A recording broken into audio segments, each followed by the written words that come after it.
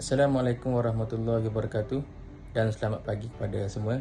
Yang dihormati Puan Hanis, pensyarah kajian kami, dan kawan-kawan yang saya hormati sekalian. Okey, subjek pada kali ini, kami telah diberi tugas untuk membuat ulasan dasar awam. Sebelum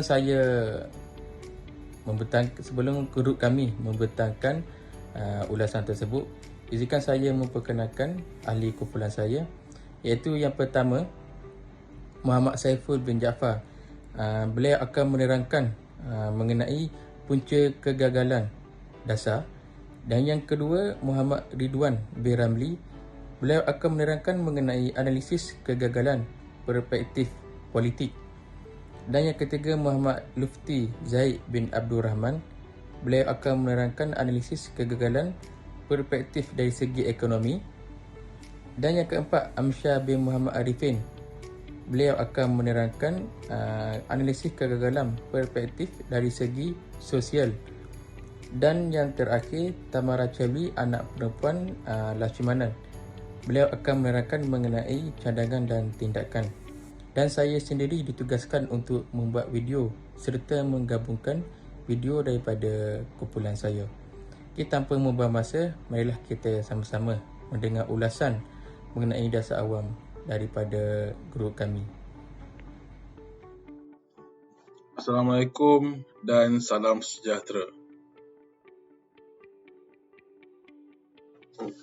Punca-punca kegagalan dasar.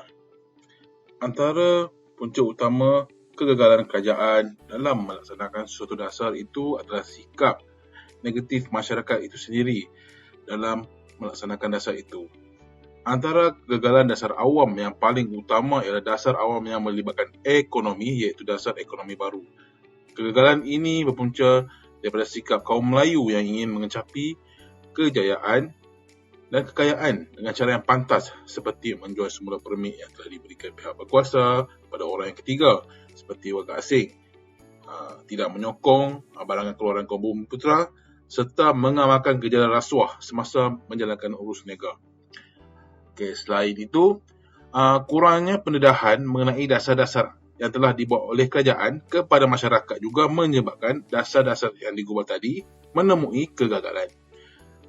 Kajian mendapati bahawa golongan dewasa khususnya tidak tahu beberapa dasar-dasar yang telah diperkenalkan oleh kerajaan Malaysia sendiri. Golongan ini terus terang menyatakan mereka sendiri tidak faham apa yang dibuat oleh kerajaan berkaitan dengan dasar tersebut. Oleh itu, penggubalan terhadap dasar yang dirancang dapat dijalankan secara skala penuh jika seluruh lapisan kaum faham serta cakna akan keseluruhan dasar yang diperkenalkan dari peringkat tertinggi hinggalah ke peringkat bawah. Seterusnya, penggubalan dasar mengikut kaum juga menyebabkan sebuah dasar itu mengalami kegagalan. Secara amnya kita dapat lihat kaum Cina telah jauh maju dan produktif dalam kawasan bandar serta memonopoli sekitar ekonomi negara selepas merdeka. Oleh sebab dasar ini juga kebelahan kaum juga berlaku pada 1969, iaitu kemuncak di mana rasa tidak puas hati kaum Melayu terhadap perbezaan sosio-ekonomi yang begitu besar antara masyarakat Cina dan Melayu. Seterusnya, gagalnya sebuah dasar adalah kerana dasar itu sendiri dibuat secara flip-flop ataupun double standard. Dasar yang dibuat ini selalunya lebih menguntungkan para kapitalis dan bukannya ke arah keperluan masyarakat itu sendiri. Selain itu, garis panduan dan objektif dasar yang direka ini juga boleh diibaratkan sebagai melepaskan batuk di tangga. Seterusnya adalah analisa kegagalan kerajaan dari sudut politik. Dasar awam tidak sahaja merangkumi aspek ekonomi, tetapi ia juga turut melibatkan aspek politik. Dasar yang dibina dalam sesebuah negara demi kepentingan serta kesejahteraan rakyat dan negara tidak mungkin dapat dicapai tanpa memahami serta mengambil kira faktor atau elemen penting seperti aspek politik. Kelancaran sesuatu dasar terutama melibatkan aspek ekonomi, misalnya amat terikat dengan kestabilan politik yang diamalkan oleh sesebuah negara. Maka amat penting timbang tara penilaian dalam memahami kekurangan dan kelebihan aspek politik.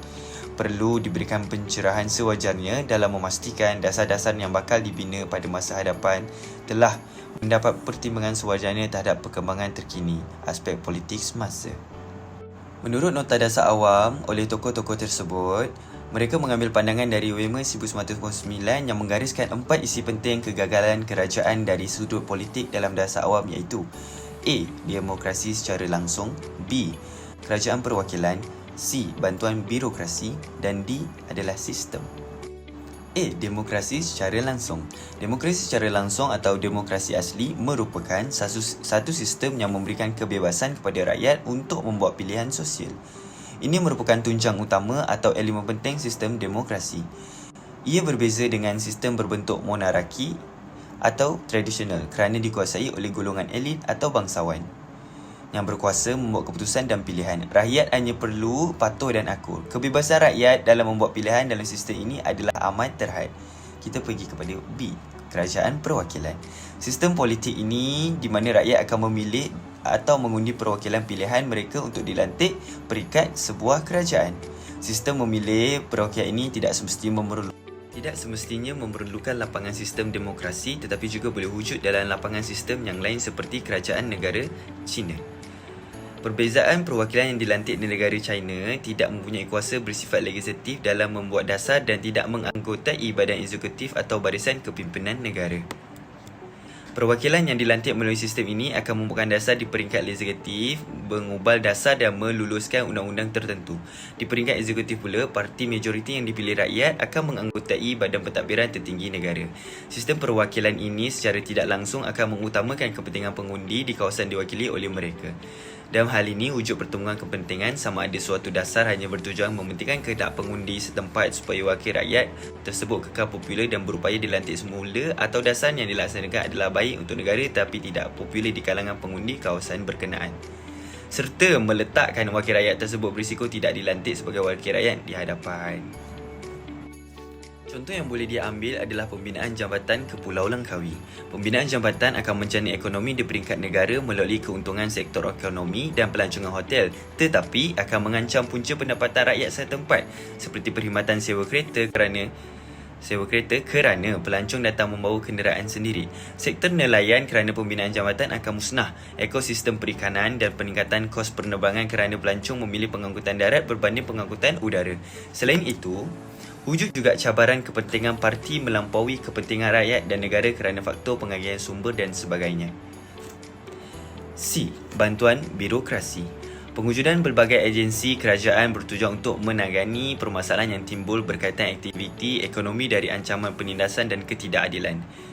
Sistem ini secara tidak langsung melahirkan permasalahan berkaitan prinsipal ejen melibatkan majikan, stakeholder dan ejen iaitu kaki tangan.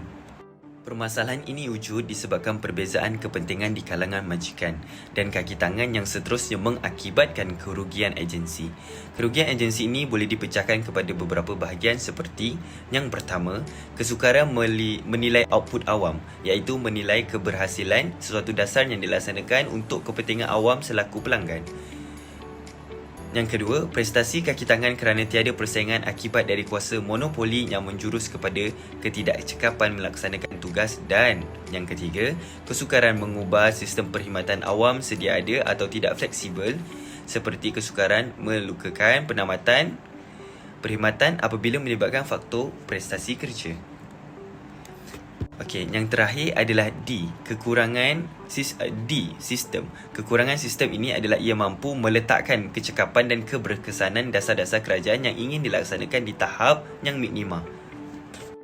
Kesan ini terjadi kerana ia melibatkan keperluan pelaksanaan antara organisasi seperti penglibatan antara agensi-agensi di pelbagai peringkat kerajaan. Situasi yang berlaku antaranya apabila kerajaan pusat dalam beberapa perkara tidak mempunyai bidang kuasa di peringkat kerajaan negeri. Contoh yang boleh digunakan pakai di bidang kuasa agama, Islam dan adat istiadat Melayu. Kesimpulannya adalah jelas bahawa kegagalan kerajaan dalam hal dasar awam bertitik tolak dari pilihan sistem politik yang diamalkan. Assalamualaikum dan salam sejahtera. Saya Muhammad Lufti Zaid bin Abdul Rahman, nombor matriks 282309. Saya akan menerangkan tentang faktor-faktor kegagalan ekonomi dasar.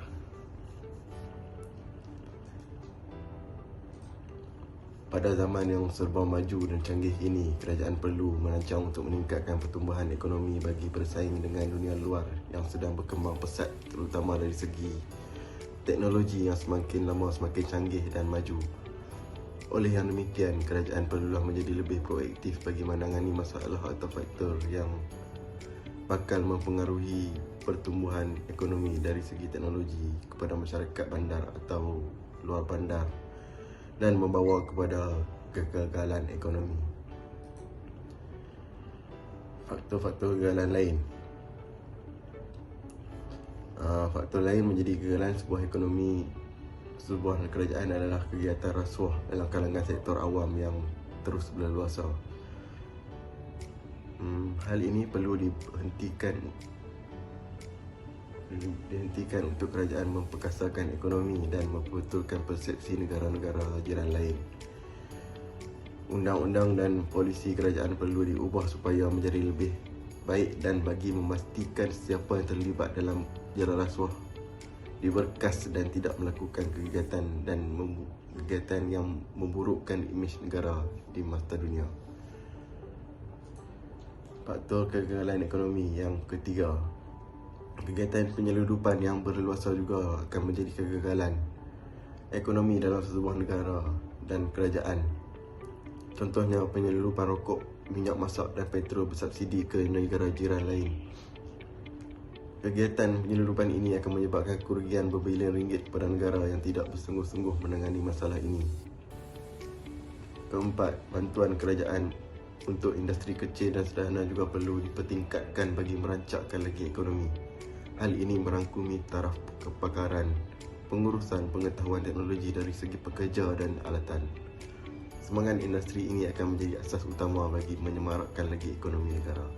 Analisis kegagalan perspektif sosial, kes-kes rasuah berprofil tinggi dan jenayah. Ekonomi yang merangkumi kegiatan penyeludupan yang berleluasa memburukkan lagi persepsi bahawa wujudnya rasuah peringkat tertinggi dalam sektor awam di negara ini. Kegiatan penyeludupan yang teruk seperti pasaran rokok seludup menjadi masalah besar di Malaysia disebabkan oleh rasuah. Mereka yang diberi tanggungjawab menguatkuasakan dan menghalang kegiatan penyeludupan telah gagal dan didakwa mengalih pandangan mereka bagi memudah cara para penjenayah. Polisi Tindakan Khas Malaysia sejak 40 tahun lalu mewujudkan budaya kebergantungan, rasuah dan iri hati antara kaum.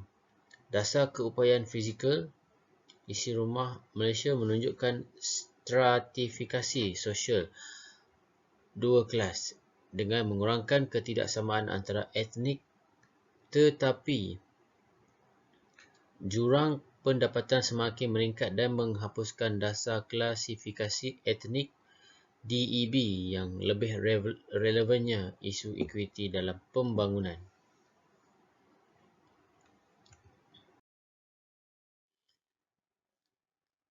Seterusnya, cadangan melaksanakan semula pengajaran dan pembelajaran sains dan matematik dalam bahasa Inggeris PPSMI menunjukkan kegagalan kerajaan untuk tampil dengan dasar yang segar dan baru. Bahasa Melayu dianggap sebagai bahasa mundur dan bukan medium yang sesuai untuk menjadi bangsa maju.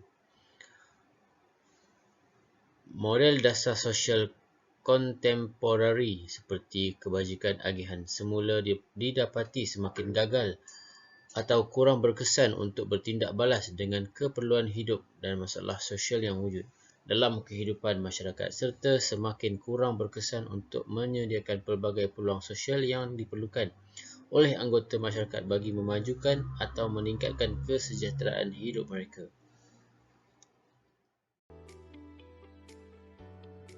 Salam sejahtera. Saya Amara Chelvi, anak perempuan Lecumanan, nombor matriks 282574. Saya ingin bincang serba sedikit mengenai cadangan tindakan keberkesanan dasar awam. Umum mengetahui mutakhir ini dalam memastikan usaha memperbaiki institusi awam banyak halangan dan kekangan yang dihadapi oleh Malaysia. Terdapat beberapa cadangan tindakan untuk meningkatkan keberkesanan dasar awam. Cadangan ini adalah merupakan suatu perubahan ke arah suatu pengurusan dan pentadbiran awam yang fleksibel dan boleh diterima oleh pelbagai lapisan masyarakat.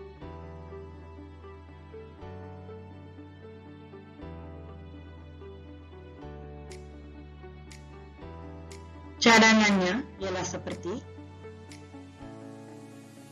kukuhkan kepimpinan negara, semak semula bantuan dan insentif kepada rakyat, kurangkan kerena birokrasi, perlu terapkan dasar nilai-nilai murni di dalam kerajaan, nilai penghayatan kerja sebagai suatu ibadah, peningkatan maksimum dalam hasil organisasi, ambil kira kritikan dan pandangan. Sekian, terima kasih.